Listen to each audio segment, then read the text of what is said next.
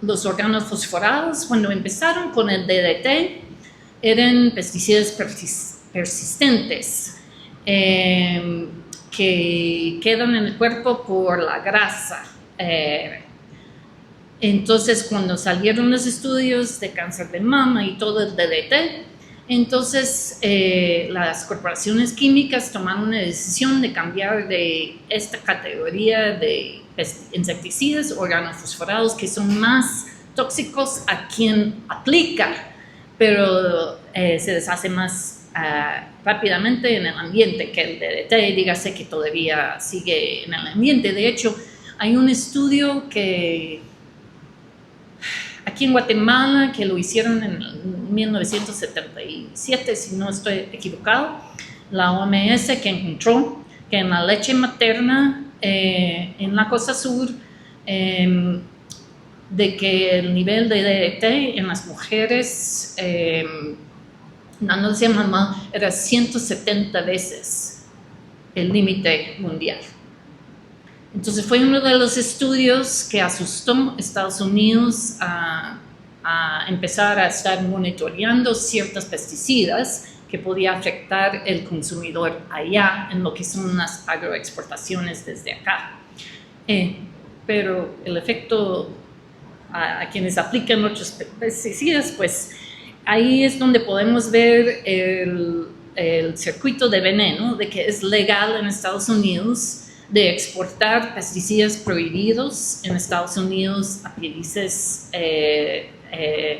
en desarrollo. En el tercer mundo, igual Europea hace lo mismo. Dígase, Suiza ha prohibido Pronapson, paraquat, pero ellos fabrican y lo exportan a África y aquí a América Latina. Entonces, cabe decir que eso es un problema generalizado. Entonces voy a hablar un poco más. Ahí pueden ver el uso de pesticidas en Petén.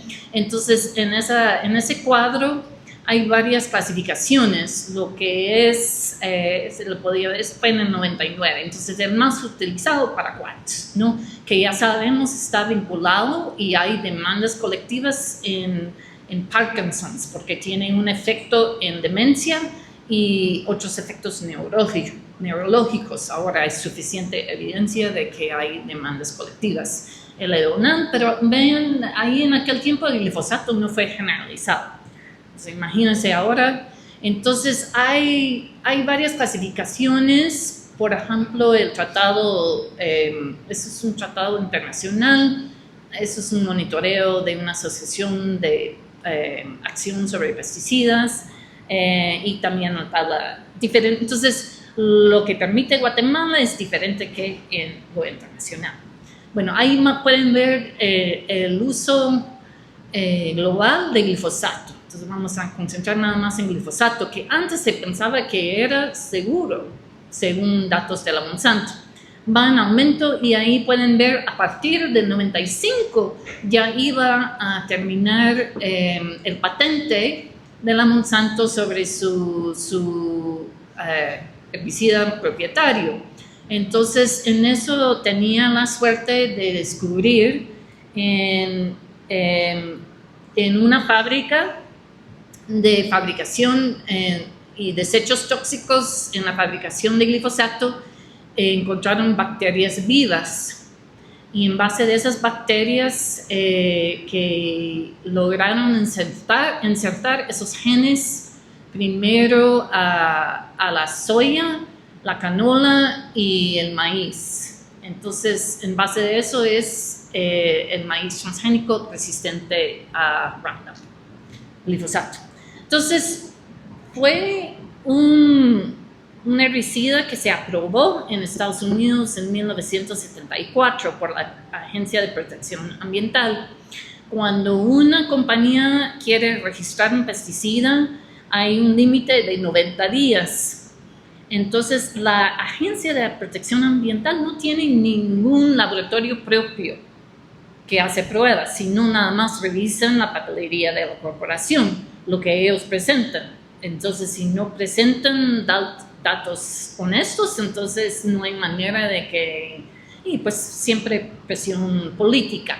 En ese momento, lo que hizo Monsanto es que al interno de la corporación sabían de que el Roundup posiblemente era cancerígeno. Entonces presentaron nada más los datos que tenían unas cuantas pruebas de ratas de 3 meses de glifosato, o sea, el ingrediente activo.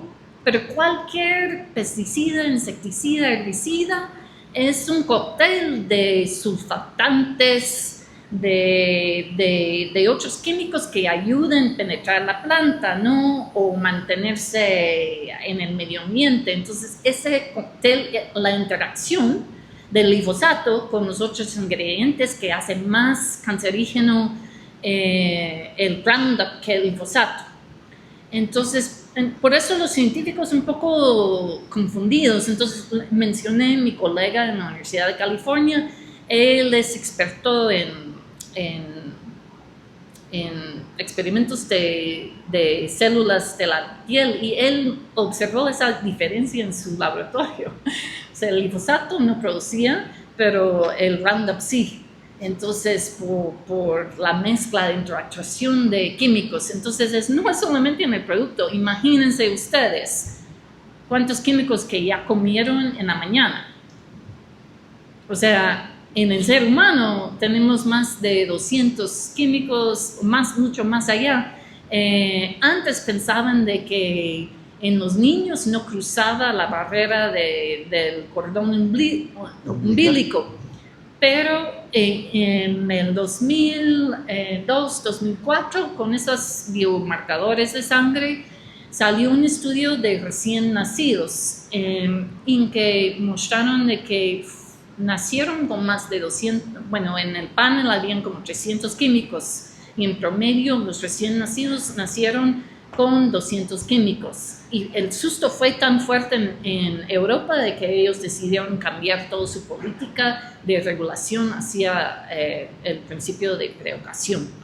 Entonces, bueno, sabemos que, bueno, Monsanto ya obligando a agricultores el uso de Roundup en la compra de maíz transgénico y iba en los años 90 comprando compañías semilleristas en todo el mundo. Después se fusionó con la Bayer.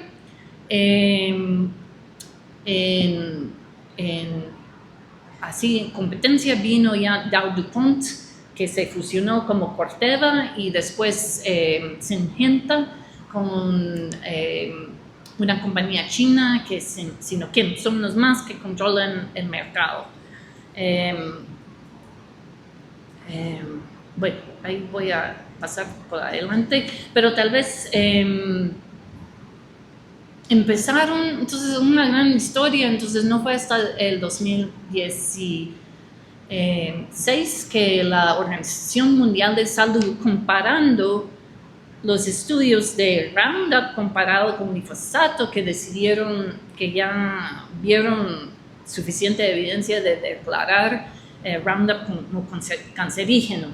Entonces, en base de eso, en California, mi estado, que tiene una regulación ambiental un poco más adelantado que la nacional, entonces lo incluyeron en lo que ellos llaman lista de cáncer.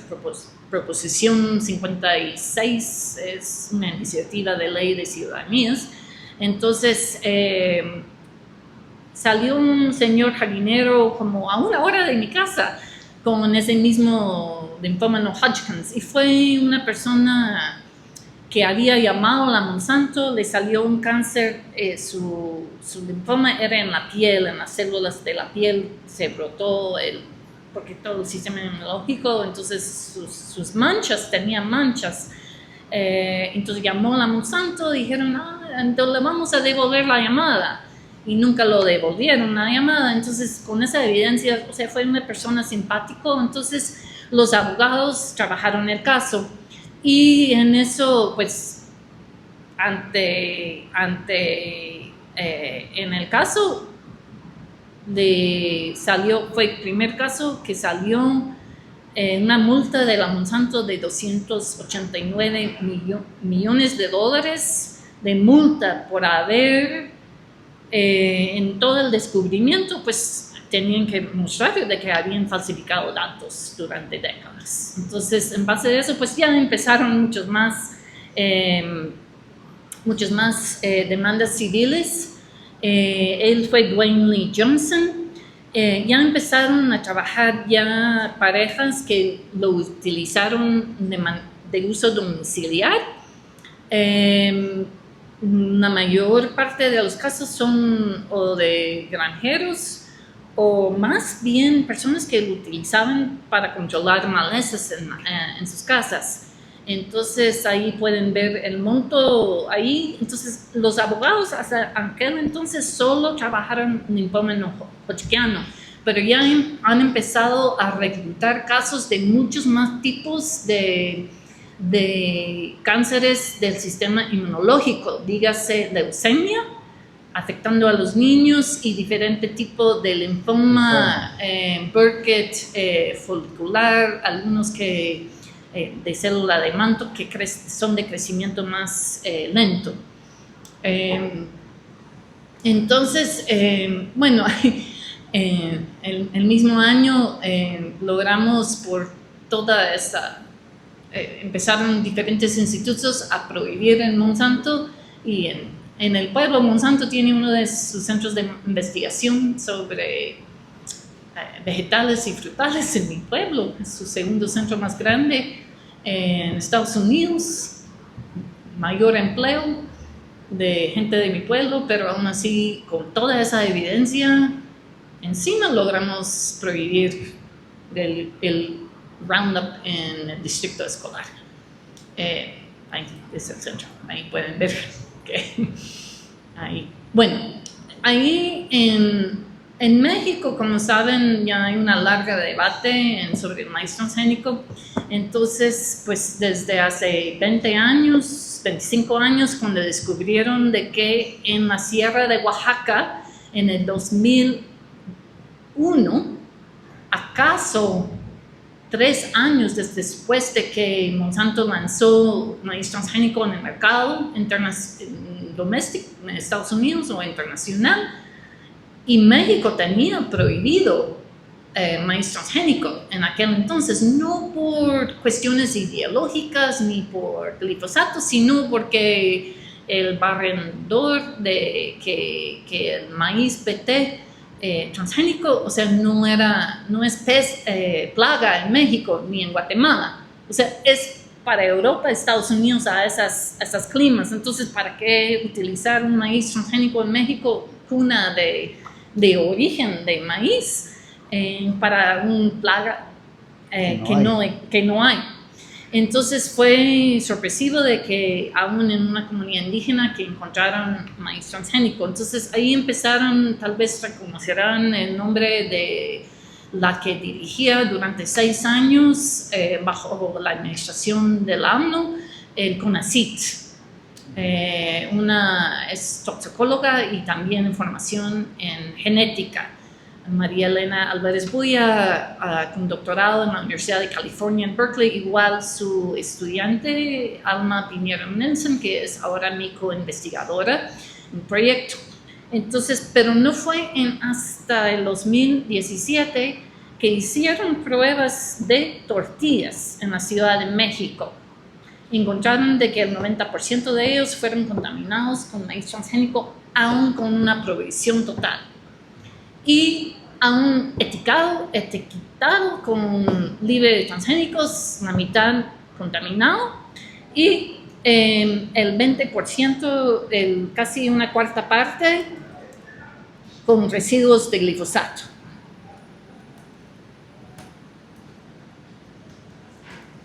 Se durmió mi computadora. Ya, aquí puede. No sé. Tengo que ir.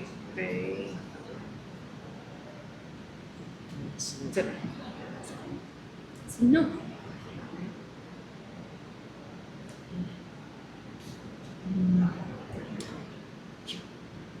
Tal vez tengo que... Es mi computador que se enojó. Digo que es...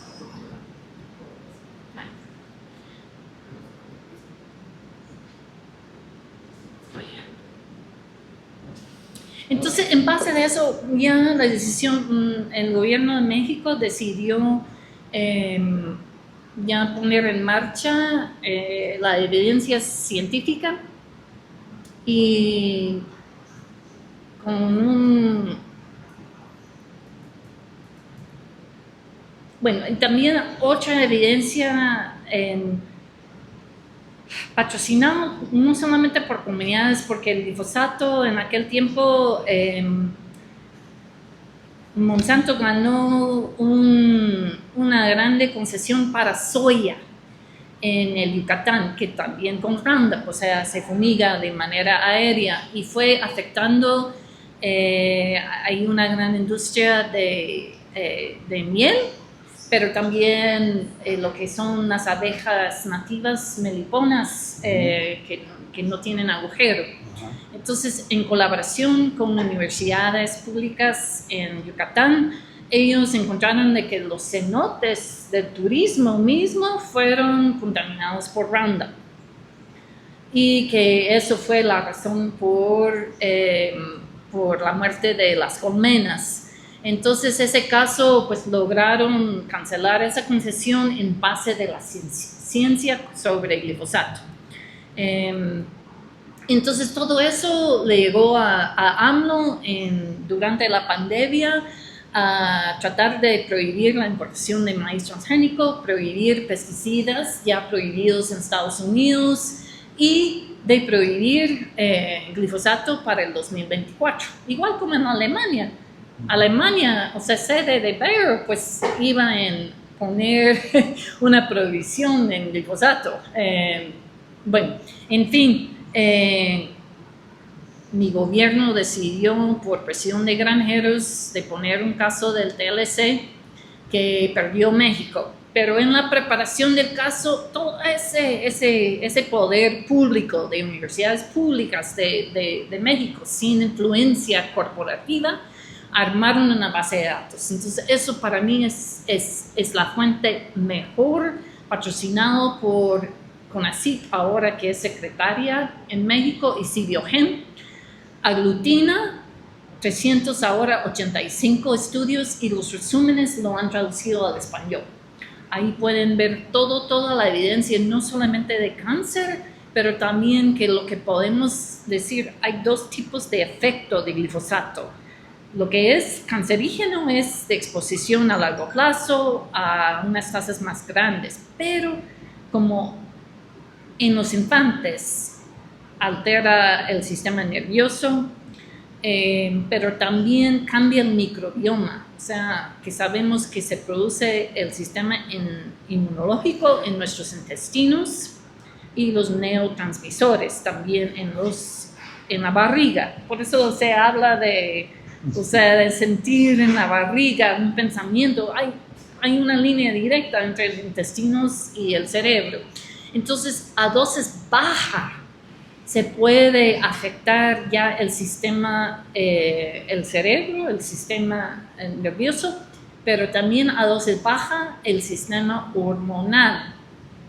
Entonces, ya hay evidencia que cáncer de próstata, baja de espermatozoides, todo eso es un efecto del glifosato a dosis baja. Entonces, ahí les puedo pasar la base de datos y ellos también hicieron varios estudios de orina y, por ejemplo, en Jalisco, en 2 poblaciones de niños de familias que trabajaban en la agricultura y niños solamente que vivían en el pueblo, el 100% de ellos tenían en forma permanente glifosato en su orina. Bueno, ahí son los países en el mundo que ya prohibían el glifosato.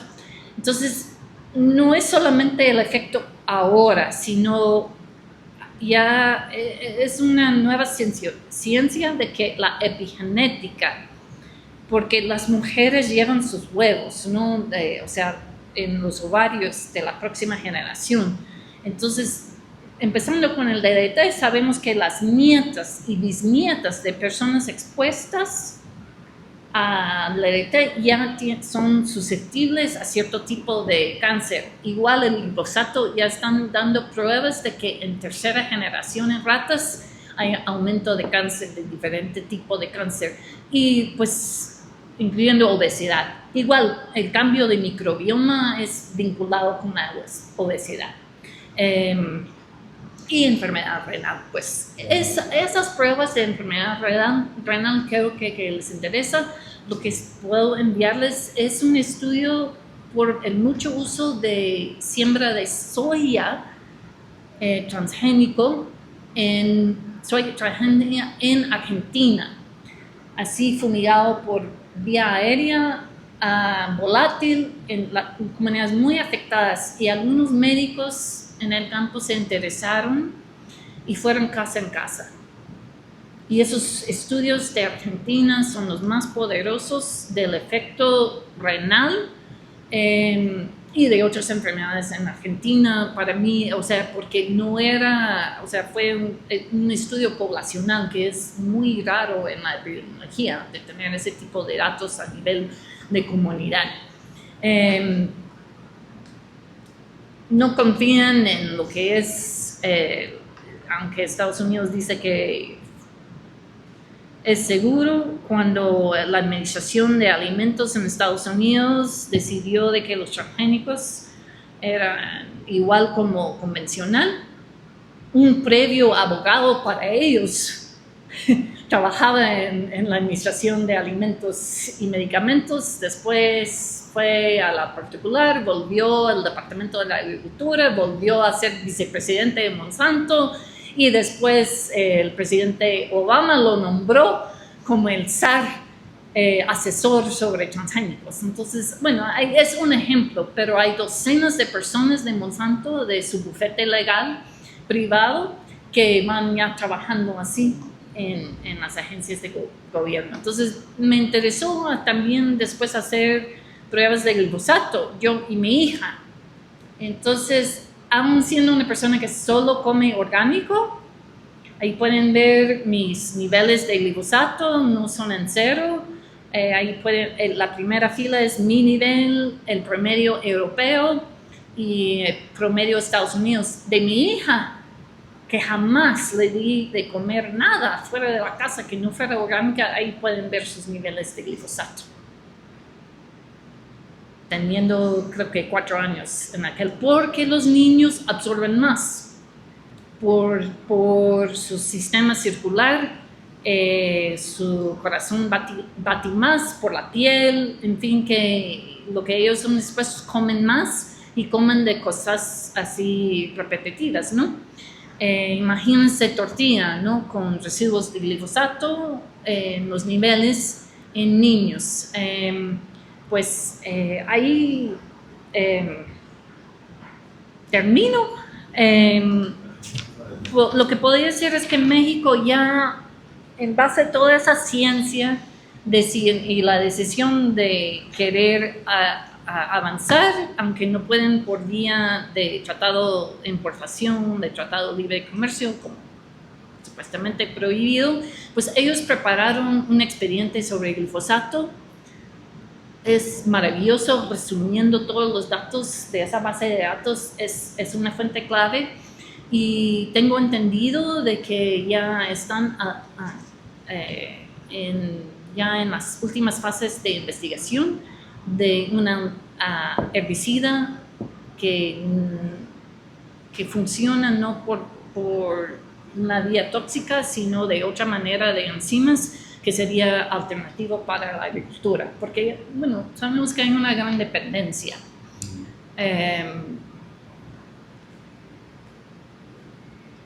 Sí. Y pues es una cosa a criticar, pero los agricultores pues tienen que tener una alternativa. En Estados Unidos ya hay tanta resistencia al Roundup, que ahí pueden ver, ¿adivinan qué es esa maleza? Bueno, ahí dice ahí. Es una especie del amaranto. Allá se llama maleza de cerdo, pero crece hasta ahí pueden ver 20 pies, crece como un pie por día y ya es resistente al Roundup. Entonces por eso los transgénicos en Estados Unidos ya son de ahora 4 herbicidas, todos vinculados con lipoma, el edonal, dicamba y glifosinato. Entonces pues ahí fumigan hasta 4 diferentes. Entonces el uso descontrolado de Roundup acá, seguramente, bueno, sé, de Petén ya hablan de supermalezas, me imagino ustedes hablan más, porque, bueno, las malezas tienen, igual como las plagas, ¿no? Tienen una vida corta, entonces evolucionan. Entonces ya después se va a tener que pegar más y más y más químico, salvo de que se empieza a buscar alternativas. Bueno, gracias por aguantar mi español. Bueno, gracias por tu exposición. Digamos, en términos de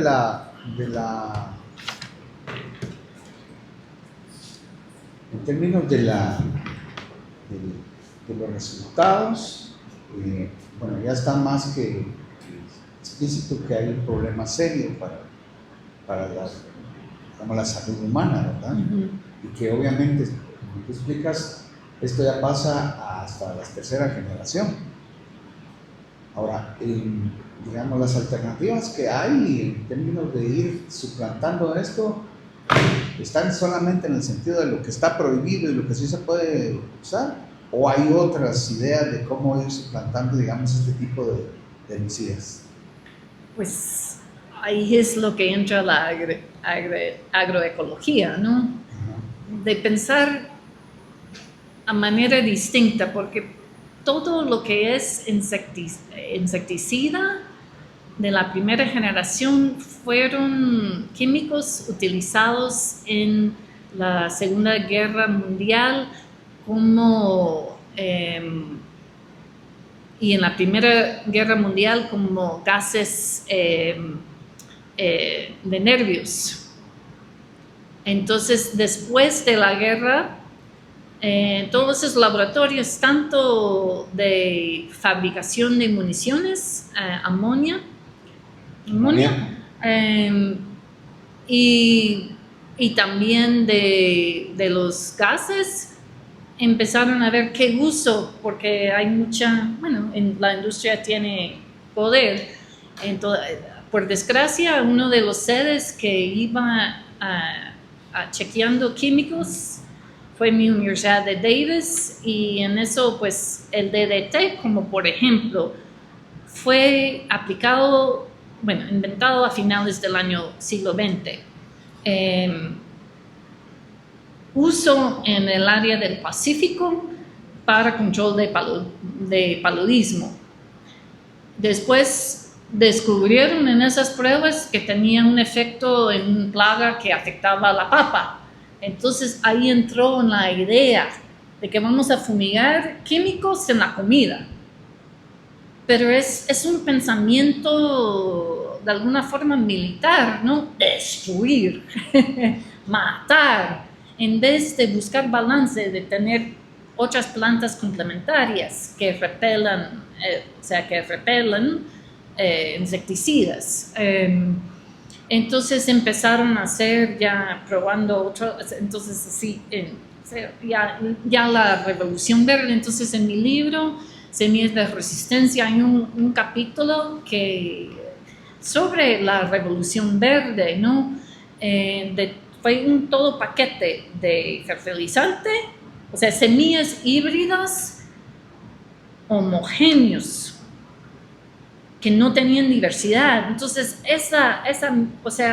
tener la misma planta sembrada sin otras plantas, pues atrae plagas, ¿no? Entonces se necesita usar pesticidas.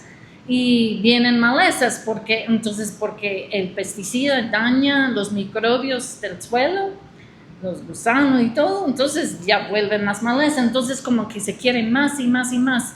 Hay un científico que se llama David Pimentel y él estudió, es una lástima, a pesar de la línea base de los años 40, con todo que se fumiga, la pérdida de cosecha de malezas y pesticidas es igual como en los años 40. Pero hemos, no sé en cuánto, aumentado el uso de plaguicidas. Entonces hay que realmente ver otras formas, pero también hay ejemplos de granjeros. O sea, es de sembrar una fila de flores, ¿no? Y eso pues de alguna forma sirve no solamente polonizar a las abejas, las mariposas que los cultivos necesitan. En mi pueblo, donde vivo, yo vivo en la valle central de California. Por lo tanto, uso de pesticidas, ya las colmenas están colapsando. Entonces tienen que llevar de granjero en granjero las cajas, tratando de polinizar los cultivos, pero ya están, o sea, en peligro de perder millones. O sea, son granjeros millonarios ya en crisis, porque no, con esa forma de matar todo, se mata lo que necesitan los mismos cultivos. Entonces,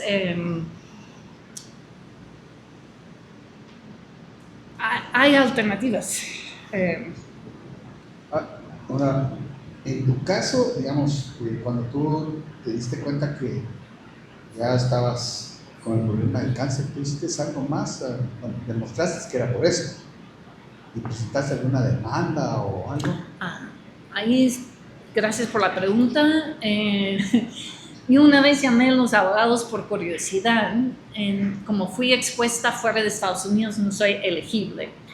Y también, o sea, para mí, de mantener mi neutralidad científica, o sea, mejor no ser parte de. Entonces, no. O sea, para mí, más prefiero compartir la investigación que ganar una demanda. Sí. Solo una pregunta. ¿Y en el tiempo en que, qué momento te diste cuenta que eso era lo que había provocado tu enfermedad? O sea, yo tal vez difícil como no tengo pruebas de sangre, nada más esas, bueno, hay encuestas del INE del 99, que fue esa tabla que presenté. Esos son datos de gobierno de Guatemala, ya publicados, les puedo mandar el documento. Desafortunadamente los oncólogos vean su trabajo de curarte, no de buscar las causas. No son pocos los que tienen esa curiosidad. Es un poco por la formación de carrera, pero también somos expuestos a un cóctel desde la infancia hasta la vejez, ¿no? Entonces hay que buscar ya patrones epidemiológicos. Entonces, en lo que podían hacer ustedes, de empezar por formar bases de datos, dígase, cuando entra alguien a un centro de salud, a un hospital, que sea con una infección aguda o crónica, de preguntar sobre su uso previo de que se habían fumigado. Por ejemplo, en el 2019 di una exponencia sobre el glifosato en Petén. Entonces me invitaron a un par de escuelas secundarias, cachiches de educación bilingüe. Entonces fui, di toda mi información sobre el glifosato. Y una maestra dijo, es que yo me enfermé 2 días. Yo pensé, dolor de cuerpo, dolor de cabeza. Entonces yo pensaba que me había agarrado dengue, pero hoy amanecí un poco mejor. Entonces pensó, pero yo fumigué en mi patio glifosato el lunes, 2 días previos. Si había presentado a un centro de salud, tal vez le hubieran dicho que es dengue, váyanse a su casa, ¿no? Pero si no se recolecta la información ahora, nunca se va a poder mostrar esos patrones. Entonces, o por demandas civiles cuando ya aglutinan miles y miles de casos y ahí pueden pues empezar a buscar patrones, pero con una línea base, igual como en Argentina y en otros estudios, pues ya uno empieza ya a generar la información necesaria para mostrar la conexión entre tanta enfermedad crónica que aguda en el uso de pesticidas, no solamente de Roundup, sino de otros pesticidas tal vez aún más peligrosos que ellos. Una consulta, muchas gracias. Bueno, tú accediste que podamos grabar por cuestiones de uso del trabajo y eso. ¿Nos permitirías que lo usáramos en las citaciones que hacemos con el Ministerio de Salud, con la gente del MAGA Claro. y Ambiente? Claro. Porque ellos, bueno, tú ya conoces Guatemala, ya sabes, nos han mostrado el poder que tiene Monsanto de colocar gente de ellos en diferentes lugares para ir reteniendo lo que pudiera ser algo en contra de ellos. Igual pasa en Guatemala con la gente del azúcar. Pero sí, digamos, si nosotros tenemos esto que no es una cuestión que nosotros nos estamos como imaginando, inventando, sino que hay pruebas reales, científicas, se los mostramos a ellos, probablemente hagamos que cambien de actitud, probablemente no, pero vamos a mostrarles que hay algo distinto. Entonces, por eso te preguntaba si nos permites usarlo, porque eso los va a sacar a ellos del entorno nuestro, ¿verdad? Porque regularmente dicen, bueno, es que lo están diciendo porque tienen un interés político muy particular, pero aquí es una cuestión científica y además de experiencia personal. La intención del jefe de bancada es que se disminuya la quema de caña y se mecanice en lugar de quemarla y que se prohíba el uso de glifosato. Como desecante. Cualquier otro herbicida que pueda tener daños a la salud, ¿verdad? Que a través de la escorrentía se filtra en las aguas subterráneas. El Ministerio de Agricultura nos dice que no tiene control sobre la aplicación de glifosato. Lo que tiene es que aprueba las importaciones de glifosato. Le pedimos una tabla nosotros del 2010 al 2026. En el 2010, por decir algo, se estaban importando 2 millones de litros y tuvo una reducción de 66%. Es decir, todavía el 33% se está usando el glifosato, no solo en la caña de azúcar, sino en otras producciones agrícolas. Por otro lado, el Ministerio de Salud nos dice que sí es dañino para la salud, pero dependiendo dónde se aplica y cómo se aplica. Tampoco nos dice sí categóricamente.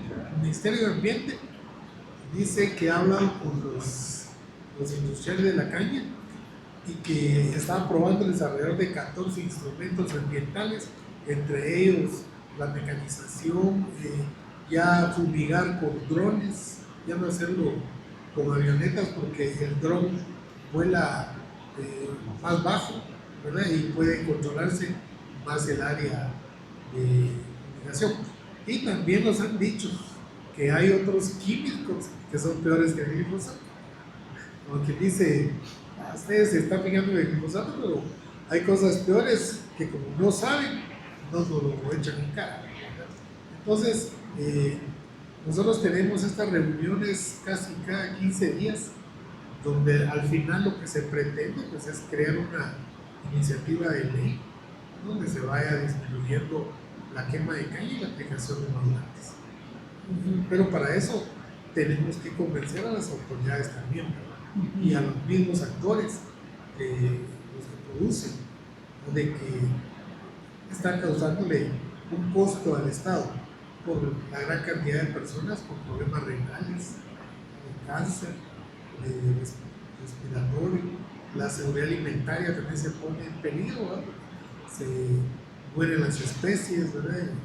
Entonces es un tema transversal que sí se quiere abordar, pero ya teniendo un contexto donde toda la gente esté convencida que tal vez es mejor comerse una Tortrix que una manzana con glifosato. Gracias. Ustedes sí podemos utilizar la información, ¿verdad? Muchas gracias. Carlitos, ¿querías preguntar algo?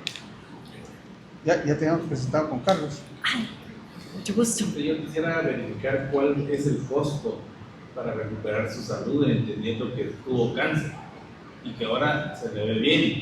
¿Cuál es el costo de esa recuperación? No sé cuánto. Yo tengo el privilegio de seguro médico, entonces no sé cuánto me costó la quimioterapia, pero tengo debilitado el sistema inmunológico de forma permanente, porque la quimioterapia para curar un cáncer del sistema inmunológico, pues me ha bajado las defensas, entonces por decirlo así, me ha pegado COVID 42 veces. Ando ahorita con giardiasas, pero también es por la baja defensa de las inmunoglobulinas por la quimioterapia.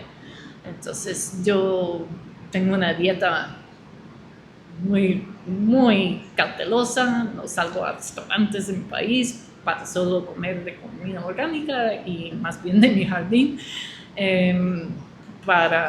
y muchas plantas medicinales para complementar el tratamiento que tenía, pero siempre no he pasado tal vez ni un año desde el 2019 que no tengo un susto, porque ya estoy como en alerta que tengo que pasar tomografías, invierno desde acá, 5 tomografías porque tenía los nidos linfáticos hinchados en todo el cuerpo, salió que fue un virus, pero es como que podría decir que arruinó mi vida.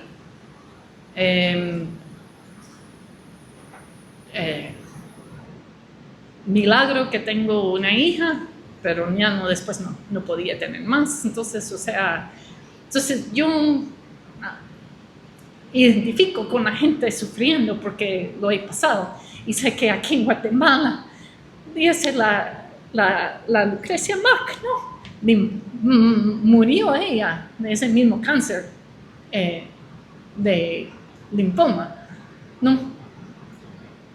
Que si uno no recibe el tratamiento o si no está diagnosticado a tiempo, y hay muchos más otros cánceres que no tienen cura. Linfoma, porque ya hay un medicamento Rituxan que dirige a la quimioterapia hacia las células blancas, eso tenía, entonces antes todavía sobrevivencia de un 20%, pero cuando a mí me pegó ya estaba ese nuevo tratamiento, entonces tenía entre el 80 y 90% de sobrevivencia, pero con un alto índice de recaída, entonces, y un alto índice de leucemia en la vejez. Entonces es una preocupación día y día. Uno nunca tiene un dolor de cabeza sencilla después de sobrevivir al cáncer, porque ahora ya empiezo a imaginar. Entonces podría ser que soy un poco como canario de la minería. O sea, conocen de que hay personas más vulnerables que son centinelas, o sea, señas o de alerta para la población. Entonces podemos decir que la gente que trabaja la caña, pues ahí son los canarios, pero está afectando a toda ciudadanía aquí en la capital. Los mexicanos tienen toda la infraestructura y metodología de laboratorio de monitorear el glifosato en la cadena alimenticia, dirigido por esta distinguida doctora Álvarez Buya. Podía conectarse, o sea, aquí en el Ministerio de Salud podían no inventar un nuevo experimento, sino hacer y formar bases de datos en paralelo, ¿no? De medir. ¿Cómo se encuentra ahora? ¿Perdón? La realidad de sus riñones. Mis riñones, siempre voy con los acupunturistas en la medicina china, entonces, pero ahí vigilando, yo no tengo efecto de riñones, pero también, como mencionaba, no fui tanto expuesto al glifosato que de la edonal. Entonces, a largo plazo no sé cómo serán mis riñones. Otra cosa que podía hacer el Ministerio de Salud, sería interesante no solamente de ver los alimentos y la tortilla, que es Aquí en Guatemala, igual como en México, comen 10 veces lo que comen los gringos, más en la comida chatarra, es base del maíz allá, no o sea, como grano básico, de ver cuánto residuo de glifosato hay, pero también otros pesticidas van bioacumulando en leche materna, o sea, en la grasa. Entonces, yo diría que sería importante tener un control de lácteos, de realmente ver, porque ahí uno va a ver una gama de pesticidas, ¿no? Y eso en la infancia, pues. Y sabemos, bueno, salieron tantos estudios en Estados Unidos de glifosato. Sale en la avena, sale en la comida infantil basado en arroz. ¿Por qué? Porque fumían también en los campos de arroz allá, como para malezas. Entonces, en fin, que hasta en la cerveza orgánica, en el vino orgánico de California sale glifosato. O sea, es el herbicida, insecticida que sea de todo más utilizado en el mundo, es ubicuo. Entonces, todos estamos expuestos, pero hay ciertas personas más expuestas. Entonces, pues yo creo que ustedes tengan una oportunidad de realmente poder documentar ya a largo plazo, pero formando las bases de datos. Y podíamos facilitar, yo sé que hablando con los científicos en México, pues ellos están muy dispuestos, creo que indagando que se podía hacer un intercambio en Zoom de Ministerio de Agricultura a Ministerio de Agricultura, de compartir lo que ellos están buscando como alternativas, porque tienen un poder presupuestario más grande que Guatemala. Igual Ministerio de Salud, Cibiogen, que es su comisión intersectorial de monitoreo de bioseguridad de organismos vivos modificados, y aquí con CONAP y los comités de biotecnología. Entonces, volviendo al tema del libro, que yo no beneficio nada, es acceso abierto, dono mis regalías a la red SAC, o sea, Alternativas Agroecológicas. Entonces, por decirlo así, yo no tengo ningún interés económico. El libro disponible se puede descargar, les dejé la tarjeta. Entonces, hay muchos más estudios. Van a ver que tiene 1.300 citas, pies de páginas, porque yo no iba a presentar ningún dato científico que no fue comprobado, con mucha más lectura, me llevó 10 años, pero quería contar la historia. Empecé con Guatemala, pero con el cambio en México y ese aumento de investigación, me di cuenta que tenía que contar una historia compartida, y el hecho de que fue uno de los honores de mi vida, que cuando salió el libro en inglés fue presentado durante los debates en México sobre reformas de los artículos 4 y 27 de la Constitución de México, que prohibieron en forma permanente no solamente la siembra de maíz transgénico, sino maíz genéticamente modificada. Entonces, incluyendo lo que es la nueva edición genética de CRISPR. Entonces, ellos lo hicieron no tanto por ser centro de origen de maíz, pero Guatemala también es centro de origen. Guarda un 10% de la agrodiversidad de maíz en el mundo. Guatemala, tan solo Cuchumutanes, hay más diversidad de maíz que en todos los Estados Unidos. Entonces, si entra maíz transgénico, ya es a cambio de contaminación química, pues después de años va evaporizando, pues desapareciendo en el medio ambiente, pero los genes ya introducidos en el maíz van a seguir polinizando, ¿no? Y eso va a dejar no solamente a los agricultores pequeños, sino a los granjeros grandes, porque sabemos que la Monsanto ha demandado a miles de agricultores aunque no han sembrado maíz transgénico. El caso de Percy Schmeiser es el ejemplar. Fue un canadiense, alcalde en su pueblo, diputado, y él sembraba canola de su papá y su abuelo. No era orgánico, no era granjero orgánico, pero de semilla propia. Entonces le contaminaron sus campos por siembra de canola de los vecinos. Monsanto entró, investigadores privados, sin permiso, a tomar muestras, encontraron sus genes, demandaron a él. Entonces él decidió, muchos agricultores pagan, bueno, no se sabe exactamente cuántos millones, han pagado cuesta más defenderse por la vía legal que pagar la multa y los derechos de obtentor a la Monsanto. Entonces, él llevó su caso hasta la Corte Suprema canadiense. Fue una decisión un poco dividida, pero él perdió. Y por eso se fue a una gira mundial. Ganó el premio Goldman, que es como el premio Nobel por su Galileo, que descanse en paz, pero él advirtió al agricultor mundial el riesgo de la contaminación de sus cultivos y la agresividad del equipo legal de la Monsanto, pero todas las corporaciones, esos tienen, o sea, su manera. Entonces, eso es el peligro en Guatemala, que si lo permitan, ahorita con el acuerdo 53-2026, es una amenaza de que el comité que va a, según el Ministerio de Agricultura, de tomar decisiones sobre solicitudes de cultivos transgénicos, es solo conformado con personas con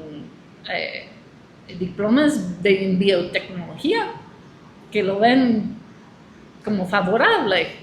No hay ningún representante de movimientos campesinos, de pueblos indígenas en ese comité. Es muy pequeño.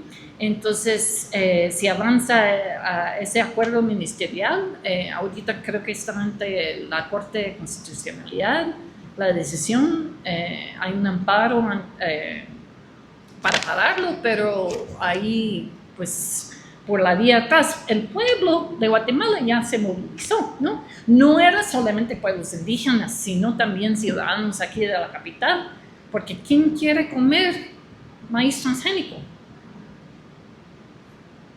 Yo creo que en un momento más en la Ceiba, la organización Ceiba aquí, hace años, que presentaron tortillas ante el Congreso transgénicos y de maíces nativos,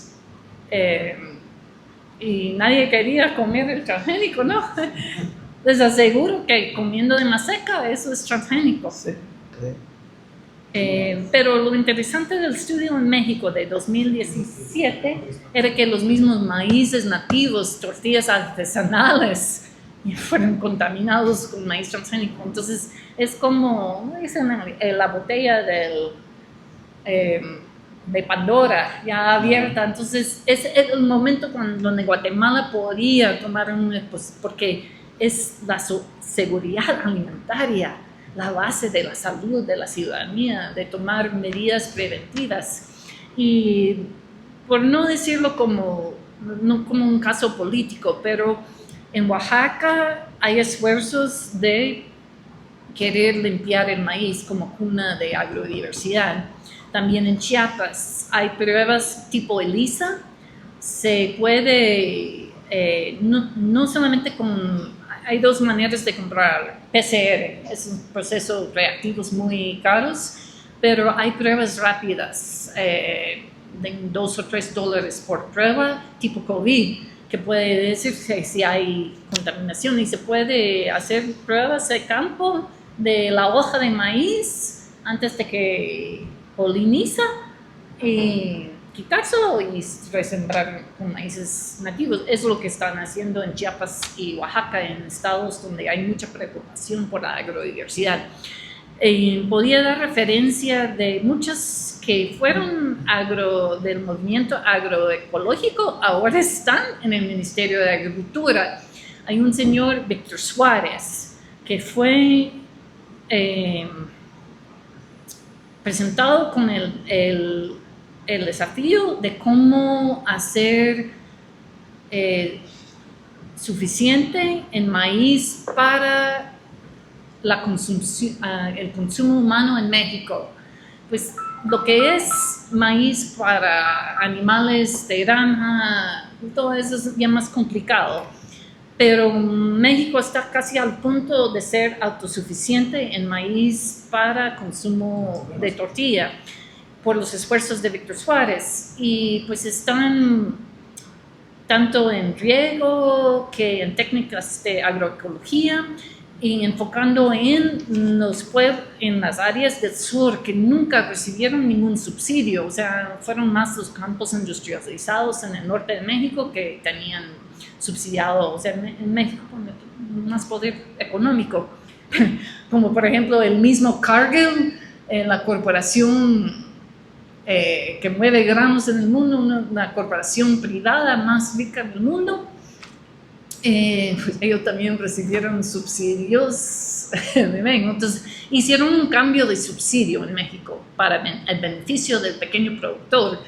Y están dando resultados, fortaleciendo los maíces nativos, que tal vez pensamos de que de un laboratorio nos va a salir la respuesta del cambio climático, pero esas latitudes del norte, como en Guatemala con vertientes, o sea, ya hay maíces milagrosos en Petén que se pueden sembrar durante el verano, le dicen milpa de Payapac. Hay maíces que sobreviven en inundaciones. O sea, aquí el teosinte, hay 2 especies de teosinte en Guatemala, en Huehuetenango y en el área Chortí de Chiquimula. Ese maíz silvestre sigue polinizando con maíces del lugar, que le da resistencia a la sequía, que le da resistencia a inundaciones. Y hay un maíz milagroso que probablemente es de Guatemala, pero ahora cultivado en todo Yucatán, Oaxaca y Chiapas. Ahí se lo voy a presentar. Es un maíz, tal vez lo han visto, ahí me reportan ahí se lo puedo pasar. Tiene raíces aéreas y que producen una gelatina. Es un maíz que crece así y produce un olotón. Entonces, cuando lo pusieron en el banco de semillas en los años 40, le nombraron olotón, pero tiene otros nombres cotidianos acá. Fija su propio nitrógeno. O sea, ese maíz produce su fertilizante. Entonces, abunda en lo que son planos de altiplano en Oaxaca, pero también me informan, pero es en base de esa polinización con teosinte, porque el teosinte también produce su propio nitrógeno por vía de raíces. Entonces, eso que ha abastecido. Entonces, sería interesante documentar la presencia de ese maíz. Bueno, los mexicanos están molestos porque la compañía Mars de chocolates, su director, su agrónomo principal, que trabaja con ellos en sus años hippie, vivió en Oaxaca y llevó semillas sin permiso porque vio el milagro de ese maíz. Entonces en mi universidad empezaron a investigarlo y la Mar quiere venderlo a una corporación que lo va a comercializar, dígase hacerlo transgénico, a cobrar de los mesoamericanos su propio maíz ancestral, ya en forma, eso es, o sea, ellos dependen de ustedes no de ellos, ¿no? Es un robo del patrimonio de Guatemala. Perdón, pido disculpas por las corporaciones de mi país. Yo sé que es difícil para un país como Guatemala, pero en algo que puedo ayudar es una desgracia, entonces en algo que puedo servir. Todo eso es robo de legado de Guatemala. Muchas gracias.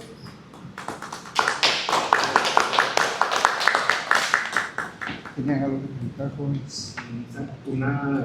Pues nosotros quisiéramos saber si tú tienes una idea, dónde fue tu contacto con el químico que provocó o que desarrolló tu cáncer, ¿verdad? Entonces, si nos puedes comentar si había alguna siembra aledaña o mirabas algún tipo de fumigaciones que aplicaban.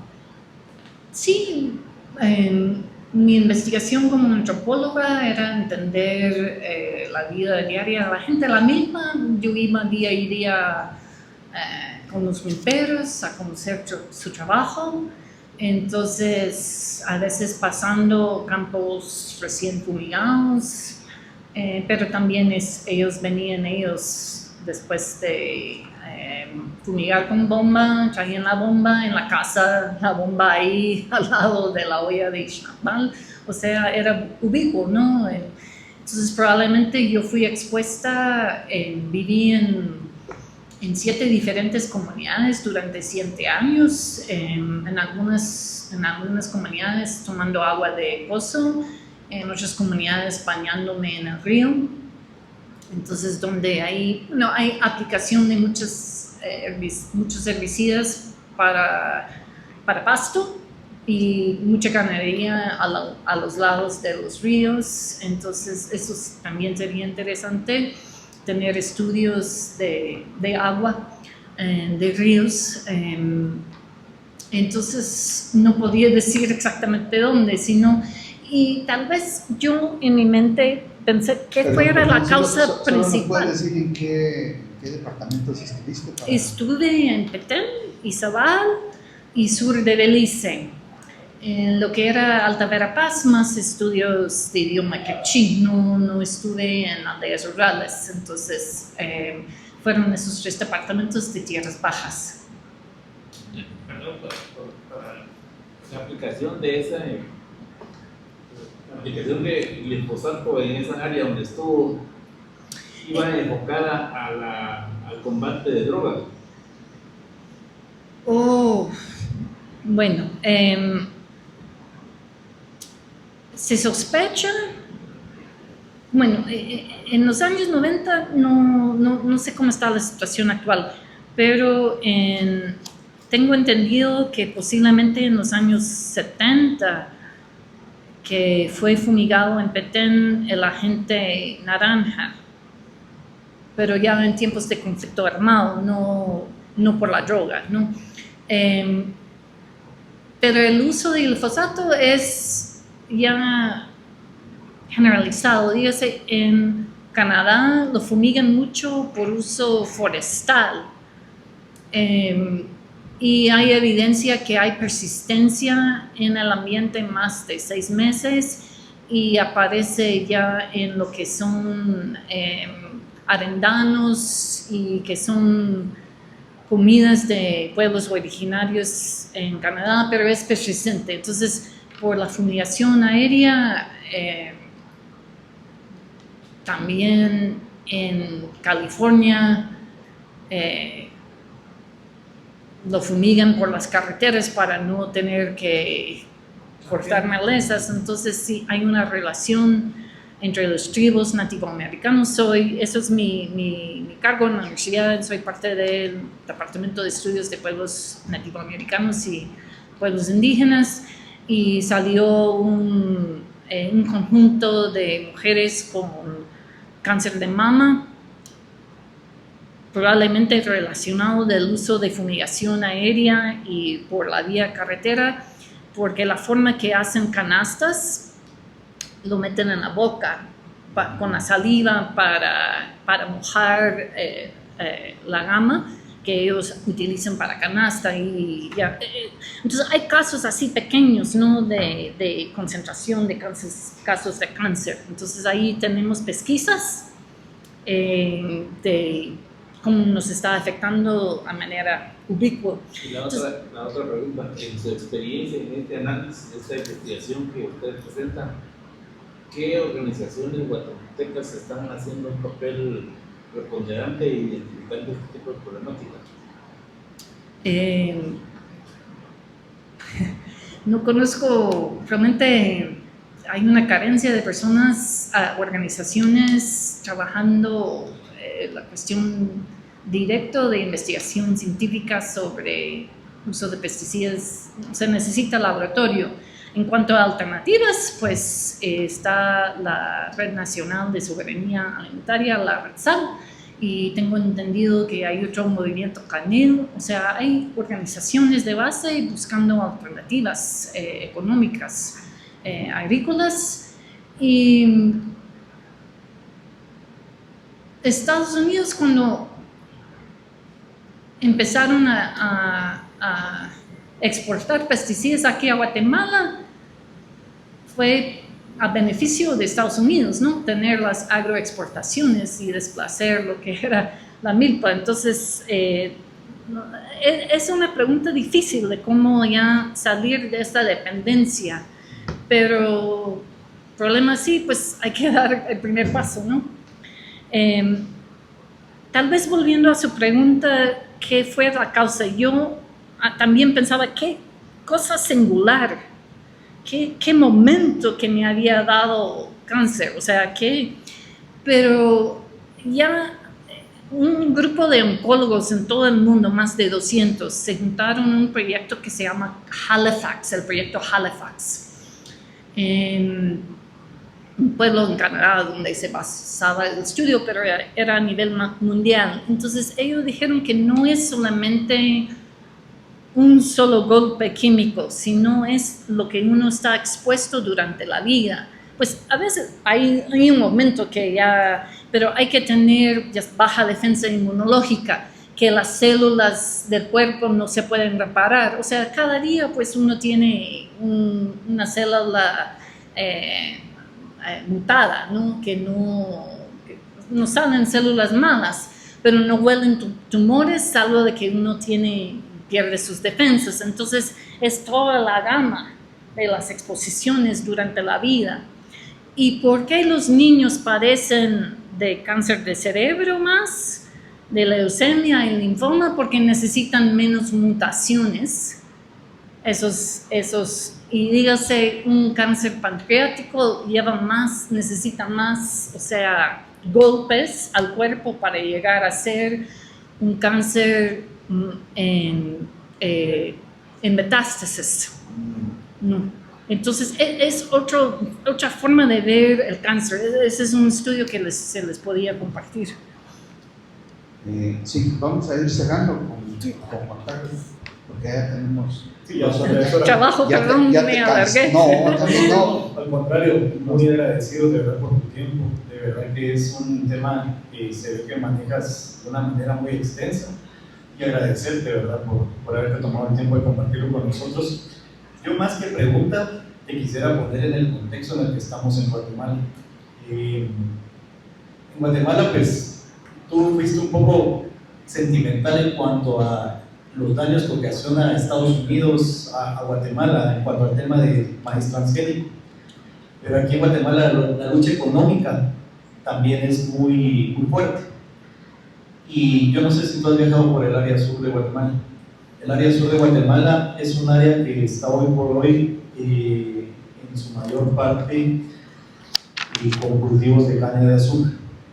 ¿Sí? La lucha de la bancada y del diputado Inés ha sido en cuanto a la quema, como había comentado Inés, y la prohibición de la quema de la caña, porque ellos hacen una zafra donde prenden 2 zafras al año en donde ellos prenden fuego a la caña, y lógicamente todos los contaminantes van a los lugares aledaños, porque ellos no pueden controlar el viento, no pueden controlar factores externos de la naturaleza que ocasionan ese daño a las comunidades.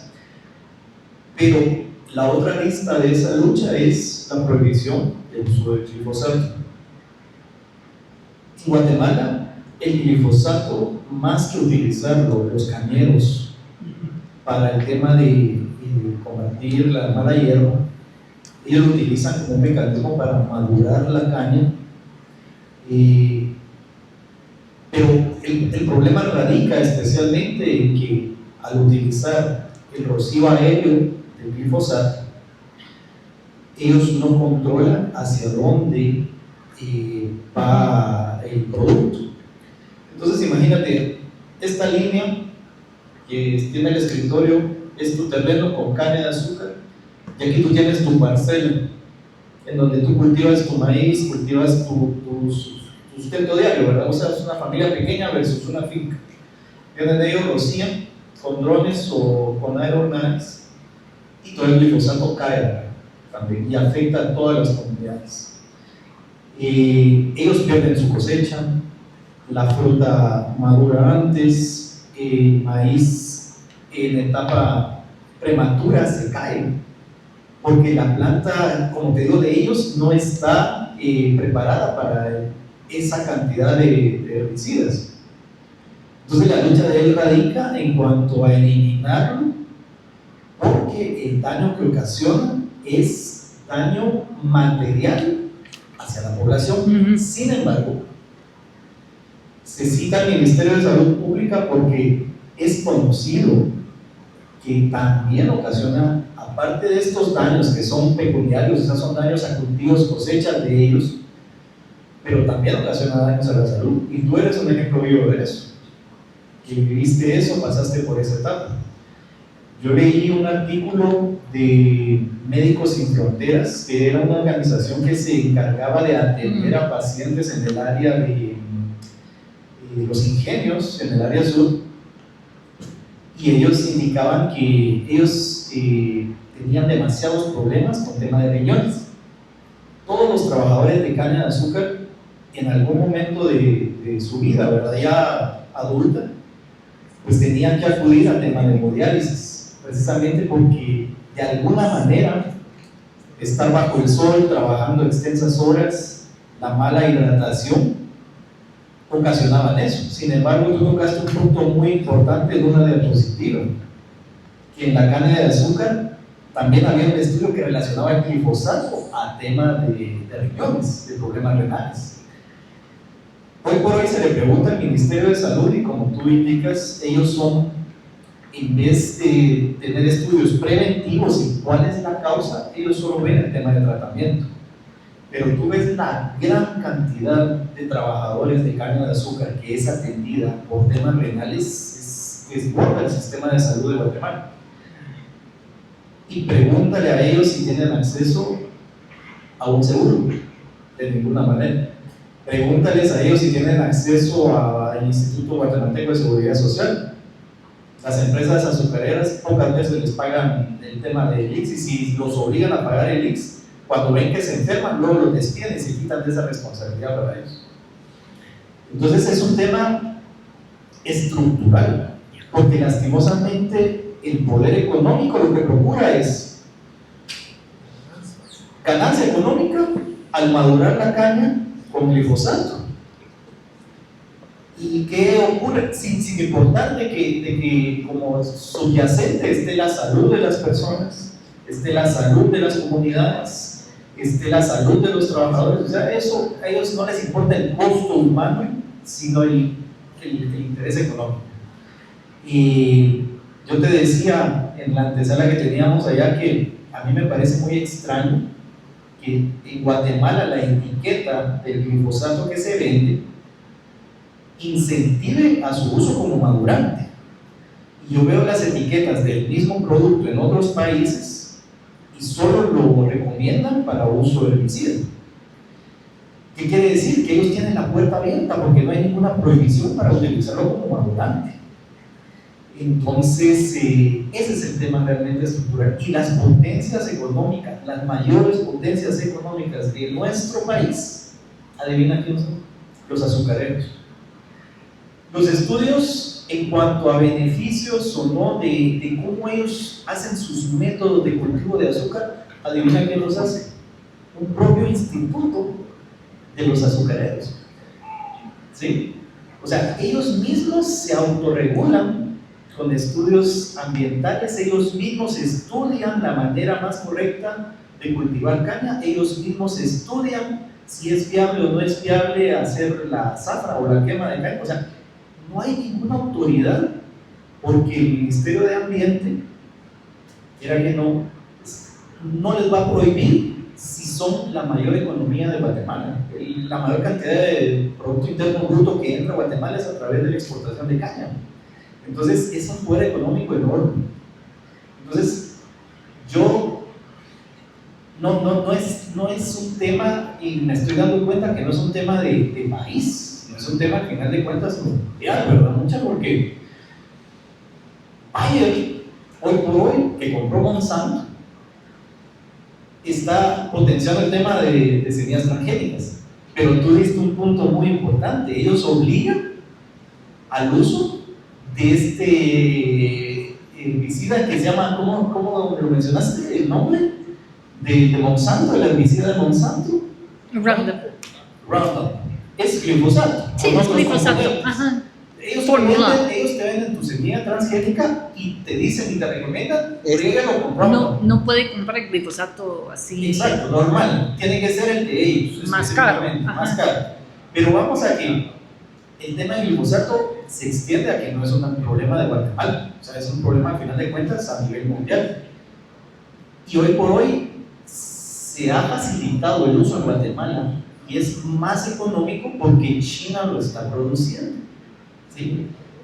A China producir glifosato es completamente barato poderlo importar a Guatemala. Y sin una regulación, lastimosamente, va a ser muy difícil que se limite su utilización. Entonces, sí, te pongo en ese contexto porque ese es el tema acá. Y no solo se utiliza para la caña de azúcar, se utiliza también para la palma africana, que es otro de los productos también que ha invadido y ha ocasionado mucho daño al medio ambiente también en Guatemala. Entonces, esa es nuestra realidad. Estamos luchando contra un gigante, pero gracias a tu expertise y todo, hemos tenido más herramientas para esa lucha. Y pues de parte del grupo creo que lo más que nos queda es agradecerte por tu tiempo y por compartirnos tus experiencias hoy. Muchas gracias, por tu tiempo. Yo creo que eso de la fumigación aérea, pues los datos de Argentina son claves porque son comunidades expuestas a la fumigación aérea. Tengo entendido de que hay un estudio en trabajadores de caña aquí en Guatemala donde hicieron un vínculo epidemiológico con el daño en riñones, creo que fue en Salar, no en la costa sur. Entonces ahí les prometo pasar ese estudio porque es uno de los más claros, o sea, muy claros ese vínculo. De hecho hay un libro que recién salió sobre inmigrantes centroamericanos a Estados Unidos, porque no solamente están expuestos allá, sino en su juventud acá, muchos trabajadores de campo. Entonces el nombre del libro es que dejamos nuestros riñones en los campos. Muy vivo el título.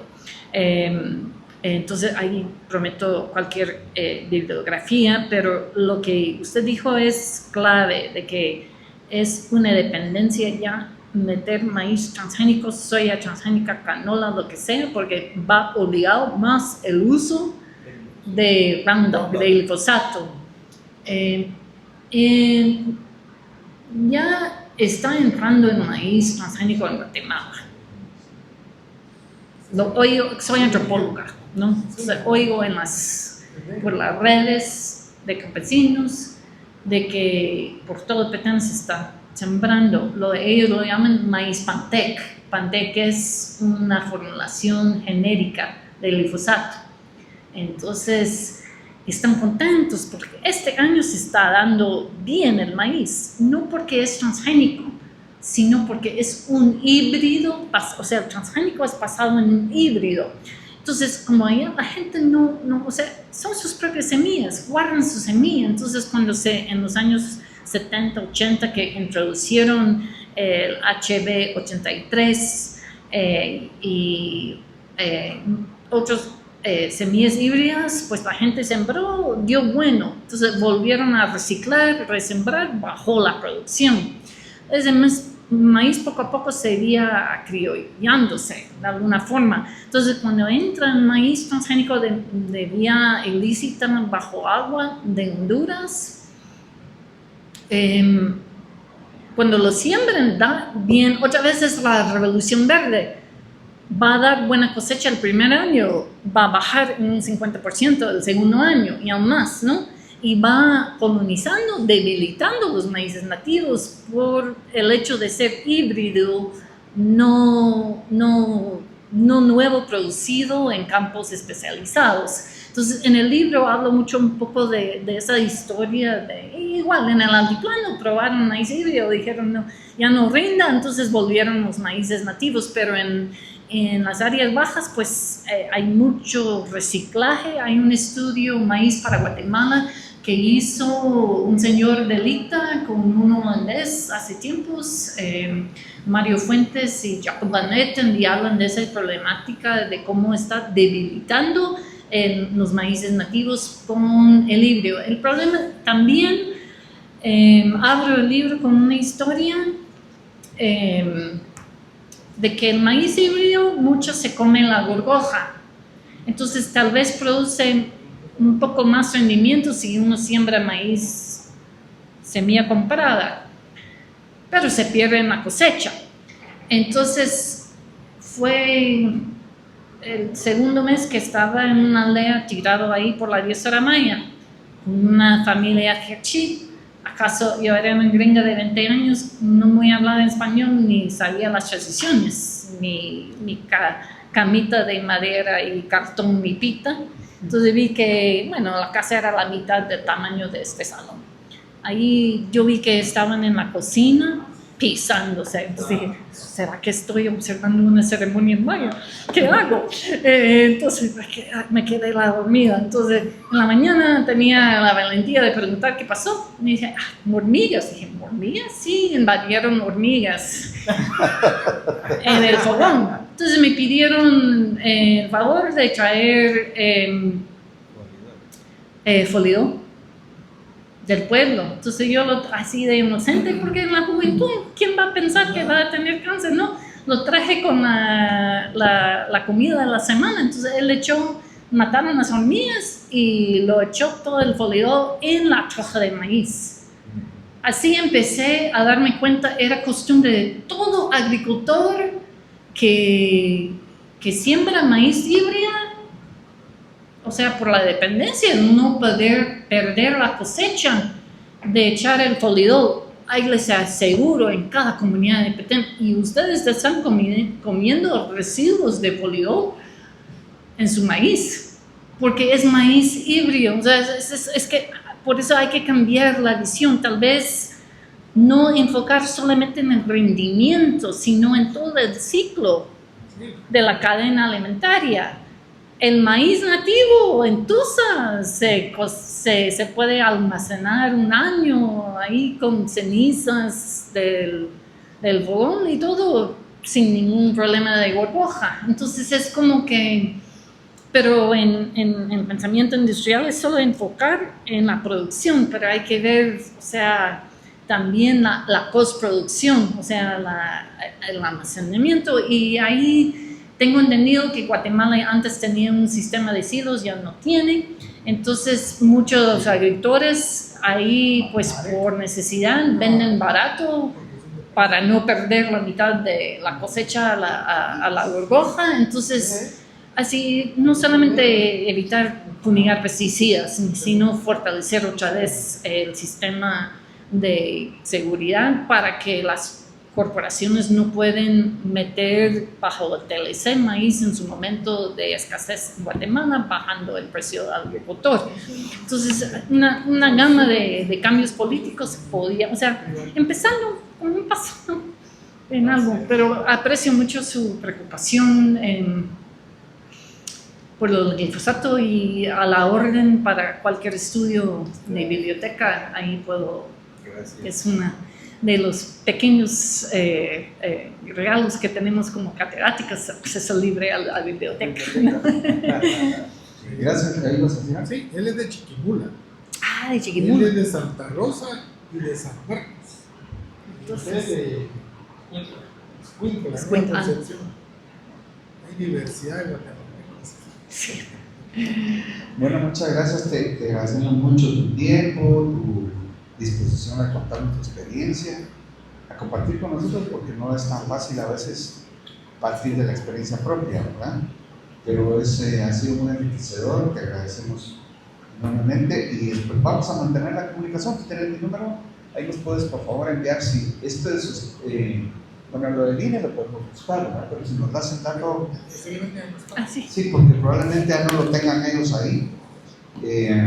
Y luego lo de México, ahí tengo un link de donde están estos estudios específicos de algunas experiencias en Canadá y eso. Creo que está publicando ahí. Pero si tú tienes otro, nos puedes compartir para que nos pueda hacer útil. Porque aquí la idea es precisamente presentar respaldos científicos de Sí. qué está pasando, Sí. para que no se vaya con el discurso nada más, sino que tenga el respaldo. Entonces ya había el cuestionamiento que pueda venir de allá para acá va a ser más difícil. Pero esa es la idea, así que te agradecemos mucho y vamos a estar en contacto. ¿Tú te regresas rápido para tu país o vas a estar todavía por acá? Ay, pues aquí todavía un par de semanas voy a estar presentando el libro en la Rafael Landívar. Entonces, hasta que entonces, y firmando libros en la Filwa. Hoy empieza. Ayer. Hoy empieza, ajá, voy a estar la otra Filwa. semana. Ajá. Yo voy a andar por ahí conmigo. ¿En qué se moviliza, Lisa? En Uber, a pie. Para ver si le manda a pedir un carro. Ay, no se ve, hay un Uber, puedo llamar un Uber aquí en la zona 1 me movilizo. Sí, no hay pena. Bueno, muchas gracias. Pues Muchas agradezco gracias a por ustedes todo. la atención y seguimos en comunicación. ¿Es mejor para ustedes Google Drive? ¿O puede Box? ser. ¿O Dropbox? Bueno, ahí- Es más Google fácil Drive, porque ok. todos tenemos Gmail. Entonces, estaré de nuevo en Estados Unidos ya la última semana de julio para ir subiendo todo el Bueno, nos estudio mandas que ahí puedo. el link para que nosotros también podamos. Sí, y tener ya estudios seleccionados más o sea, la gran base de datos que ha acumulado en esa base de Silvergen. Entonces, Muchas gracias. Gracias, Lisa. Gracias. bueno, muchas gracias. Sacamos una foto.